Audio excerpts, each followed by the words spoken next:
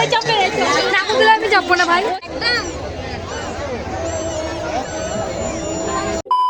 তো hey guys, welcome back to my channel Ananya lifestyle. তোমরা সবাই কেমন আছো? আশা করি সবাই ভালো আছো, আমিও ভালো আছি।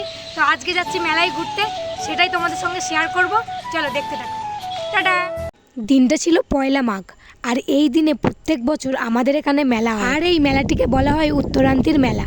তাই আমি আর আমার বান্ধবী রেডি হয়ে বেরিয়ে পড়েছিলাম মেলায় যাওয়ার উদ্দেশ্যে। গাইজ, এই যে গাড়িটা রেখে দিলাম, এখন যাচ্ছি মেলায়। এই যে আমাদের বান্ধবী, হ্যাপি বার্থডে, হ্যাপি বার্থডে। আজকে বান্ধবীর জন্মদিন, হ্যাপি বার্থডে দিলাম। জন্মদিন ওর, আর আমি খাবো গাইজ। চলো গাইজ মেলায় যাই। তারপর আমি আর রিয়া গাড়িটা গ্যারেজ করে দুজন মিলে হেঁটে হেঁটে যাচ্ছিলাম মেলার দিকে। আর গাইজ প্রচণ্ড ভিড় ছিল রাস্তায়, তাই আস্তে আস্তে হাঁটছিলাম। আর এদিকে আমি ভিডিও করছিলাম বলে সবাই আমার দিকে তাকাচ্ছিল।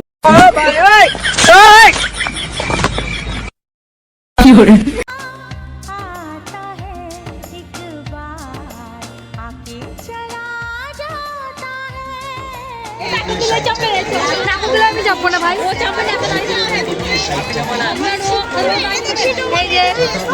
বান্ধবীর সঙ্গে দেখা হয়েছে, অনেক বান্ধবীরা লাইন দিয়েছে নাগরদোলায় উঠবে বলে। আর আমার যেহেতু গা গোলায় আর ভয় লাগে, তাই আমি যাইনি, আমি নিচে দাঁড়িয়েছিলাম।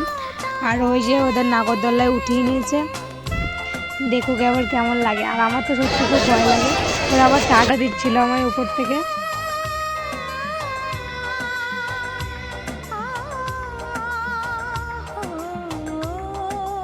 মেলায় গিয়েছি, আর একটু ফুচকা না খেলে হয়, তাই আমরা চলে গেছিলাম ফুচকার দোকানে।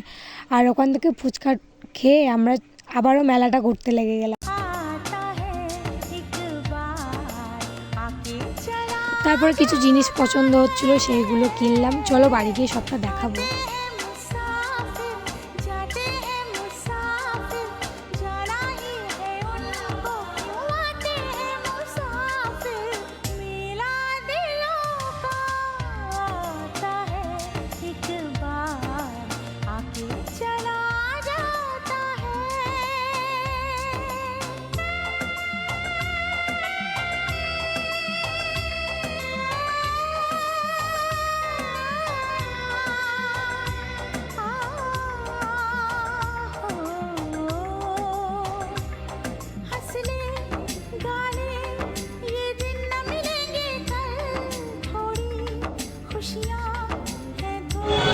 তো ফাইনালি গাড়িতে আমরা মেলা থেকে বেরিয়ে পড়েছি, আর যাবো আমাদের গাড়িটা নিতে।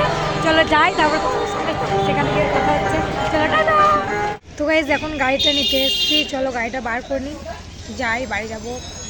মা আবার চিন্তা করছে রাত। এই দেখো গাইজ, এই কটা জিনিস কিনেছি মেলায়, বেশি কিছু কেনার ছিল না, এই কটাই পছন্দ হলো। আর সব থেকে এই হারটা বেশি পছন্দ হয়েছে।